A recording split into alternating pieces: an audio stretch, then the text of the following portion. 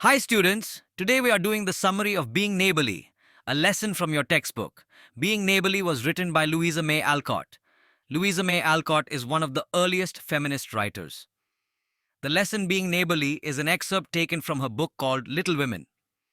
The story happens in a suburb of Boston, on the east coast of America. The story is about four March sisters, Meg, Jo, Beth, and Amy. They all have different personalities. Meg is quiet and likes to spend her time alone, reading. She is an introvert. Jo is the lively and adventurous one who likes to make new friends and do new things. Beth and Amy are friendly, humble, and funny. The story tells us how they grow up despite their circumstances and economic not so well to do situation. In this lesson, Jo decides to meet Laurie, her next door neighbor. Come on, guys, let's dive right into it. Why don't you hit the subscribe button now before you forget? I keep adding explanation videos about English lessons, poetry, and even books, including novels and personality development books. Remember to smash the bell icon to receive notifications. The story starts with Jo, the lively sister, stepping out of the house. Meg tries to stop her, saying that it's snowing outside, but Jo refuses to sit inside and get cozy by the fire like Meg. She steps out of the house and begins to dig the pathway.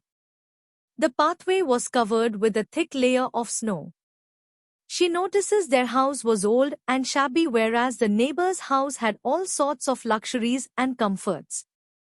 Though the neighbor's house was a big stone mansion with luxuries, there was no one to play with the lonely boy who lived in it. She had not even seen a mother. The house of the Marches, that was hers and her sister's, was lively and full of love.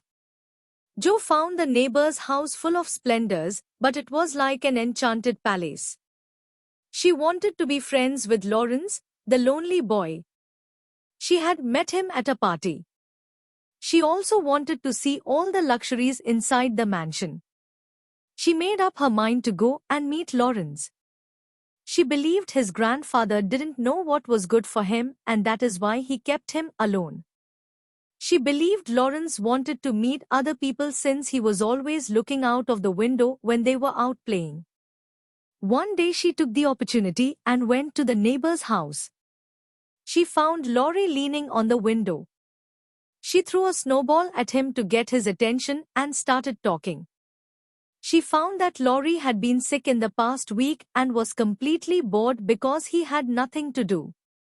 She also found that though Laurie likes to read, he isn't allowed to do so, so she suggests that someone should read to him and volunteers.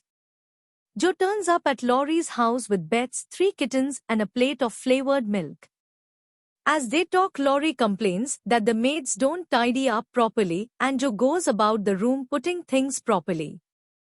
Once settled, she offers to read books in the room, but Laurie informs her that he had read all of them and he prefers to talk. They talk about her sisters and mother, and then about Laurie and the fact that he doesn't have a mother. Laurie guesses all the sisters' names correctly because he has been looking at them from his window. You can realize how lonely he is by this. Jo invites him over to spend time with her mother and sisters. Laurie says his grandfather will allow him to come to their house if Jo's mother requests his grandfather. Jo also suggests that Laurie should go to other places that he is invited and not be shy. Then they talked some more.